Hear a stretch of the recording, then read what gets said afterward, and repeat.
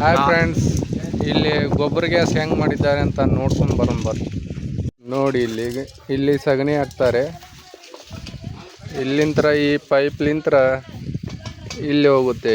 ಇದು ಹಿಂಗೆ ಹೆಂಗೆ ಉಬ್ಕೊಂತೈತಿ ಹಂಗೆ ಈ ಪೈಪ್ ಮುಖಾಂತರ ಇಲ್ಲೇ ಗ್ಯಾಸಿಗೆ ಹೋಗ್ತೈತಿ. ಇಲ್ಲಿ ಈ ಪೈಪ್ ಮುಖಾಂತರ ಅಲ್ಲಿ ಗ್ಯಾಸಿಗೆ ಹೋಗುತ್ತೆ.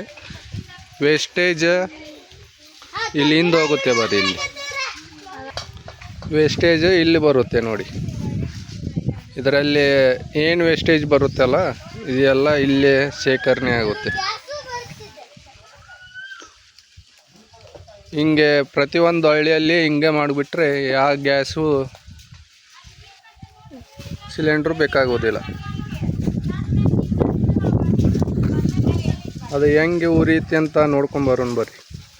ನೋಡಿ ಹೆಂಗೆ ಉರಿಯುತ್ತಿದೆ ಅಂತ ನೋಡಿ ನೀವೇ.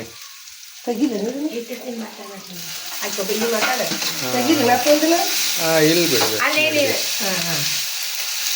ಈ ನಾರ್ಮಲ್ ಗ್ಯಾಸ್ ನಮ್ದು ಇಷ್ಟು ಉರಿಯುವುದೇ ಇಲ್ಲ ಹಿಂಗೆ. ಇದು ಗೊಬ್ಬರ ಗ್ಯಾಸ್ ನೋಡಿ ಎಷ್ಟು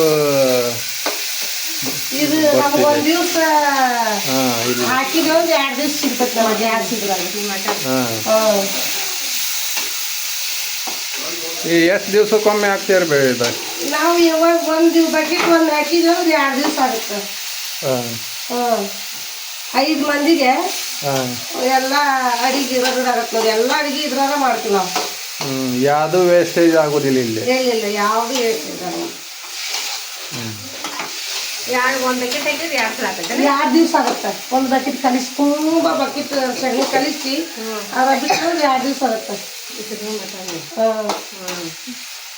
ಆಯ್ತು ನೋಡಿ ಫ್ರೆಂಡ್ಸ್, ಹಿಂಗೆಲ್ಲ ಹಳ್ಳಿಯಲ್ಲಿ ಮತ್ತು ಸಿಟಿಯಲ್ಲಿ ಹಿಂಗೆ ಮಾಡಿಬಿಟ್ರೆ ಯಾವುದು ಸಿಲಿಂಡ್ರು ಬೇಕಾಗೋದಿಲ್ಲ.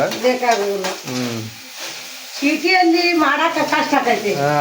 ಕಷ್ಟ. ಅದು ಅಲ್ಲಿ ಸಿಂಟ್ಯಾಕ್ಸ್ ಬೇಕಾಗುತ್ತೆ ಅಲ್ಲಿ. ಇದು ಹಳ್ಳಿಯಾಗ ನಮ್ಗೆ ದವ ಇರ್ತಾವು, ಅದನ್ನ ಸಗಣಿ ಕಲಿಸಿ ಬಿಡಾಕಾಗತ್ತೆ.